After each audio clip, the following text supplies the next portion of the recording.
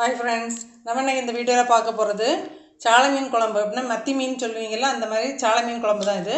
இதுக்கு வந்து நம்ம இப்போ என்னெல்லாம் மசாலா சேர்த்து அரைக்கிறேன்னு பார்த்துடலாம்.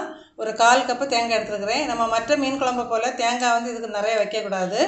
தேங்காய் வந்து கொஞ்சம் கம்மியாக வச்சுட்டு மல்லி தான் கொஞ்சம் கூடுதலாக வைப்போம். இதுக்கு வந்து ஒரு 4 அல்லது 5 பல் பூடு, ஒரு 5-6 நல்ல மிளகு. நான் கொஞ்சம் காரம் கம்மியாக இருக்கிறதுனால 2 கூட எடுத்துருக்கிறேன். நீங்கள் உங்கள் காரத்துக்கு ஏற்ப எடுத்துக்கோங்க. அப்புறம் மல்லி வந்து 2 டேபிள் ஸ்பூன் எடுத்துக்கலாம். அப்புறம் ஒரு 1/2 டீஸ்பூன் மஞ்சள் பொடி. வத்தல் வந்து உங்களுக்கு எவ்வளோ காரம் தேவையோ அதுக்கு தகுந்தாப்பில் எடுத்துக்கோங்க. நான் இப்போ ஒரு 1.25 டேபிள் ஸ்பூன் அளவுக்கு எடுத்துருக்கேன். நான் கொஞ்சம் காரம் கூடுதலாக தான் வச்சுருக்கிறேன். நம்ம அப்போ இந்த குழம்புக்கு வந்து மாங்காய் வந்து வைக்கல, வெறுமனே புளி மட்டும்தான் சேர்க்க போகிறோம். மாங்காய் சேர்க்குறது அப்படின்னு சொன்னால் நீங்கள் வந்து புளியை வந்து கொஞ்சம் கம்மியாக கரைச்சிக்கோங்க. நான் இப்போ ஒரு எலுமிச்சம்பழம், மீடியம் சைஸ் ஒரு எலுமிச்சம்பழம் அளவு புளியை வந்து ஊற வச்சுருக்கிறேன்.